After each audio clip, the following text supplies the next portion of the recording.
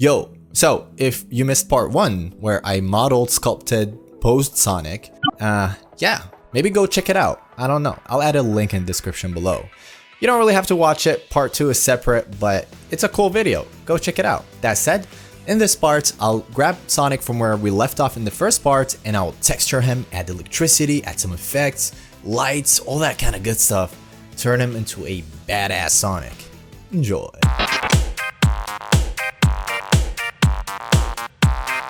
This is where I left off in part 1, and this is where things will start to get interesting. First things first, the colors you see over here, these are viewport colors, they're not final render colors. If I go to the real-time engine in Blender, which we'll be using in this video, which is over here, you're gonna see that the character has no colors. So here I will not create lights, I'll use the built-in HDRIs in Blender. We have a lot of them, I'm gonna choose one of them, and I will focus on creating the materials, the electricity, effects, textures, and all that kind of good stuff. That said, I'll be back in a second. Let's go.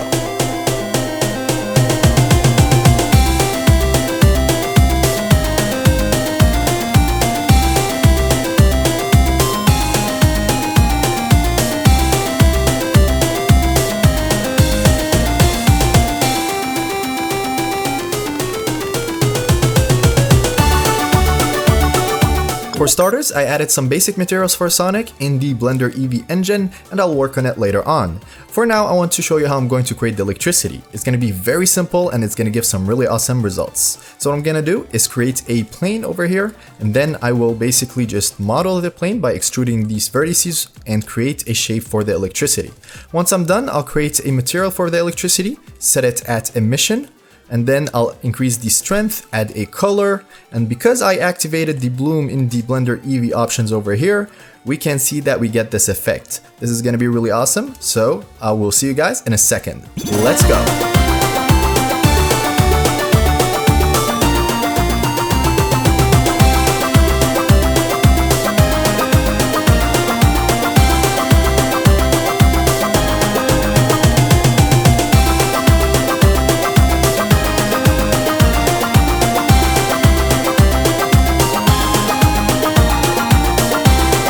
As you can see, the electricity is starting to look real awesome. Quite simple to do, and it gives a really beautiful results. Right now Sonic is looking a little dark, so I'm going to play around with different HDRIs over here and try to find something that will look better and brighter. Let's go. This HDRI is looking a lot better. So I simply changed the HDRIs over here, chose one that works well with Sonic, and now I'm going to work on the materials. I want to add some rim light effects around Sonic, and I also want to change the reflectivity and glossiness of the shoes and other parts as well. I'll show you the difference once I'm done. Let's go.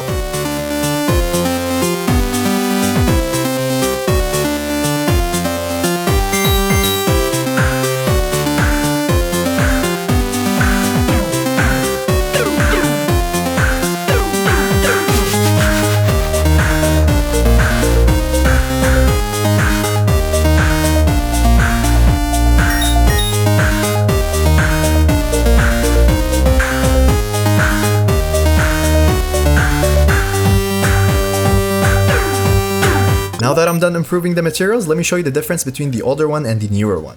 On the left over here, we have the older version, and on the right, we have the newer one. Now I really like the new one, it's a lot more stylized, we have a very nice rim light around Sonic, which we didn't have before. The colors are a lot richer, the glossiness is different, the reflectivity is better, so on the left you can see the shoes is very reflective, on the right it has a very nice stylized look, so I think I'm gonna go with this. Now I want to texture Sonic.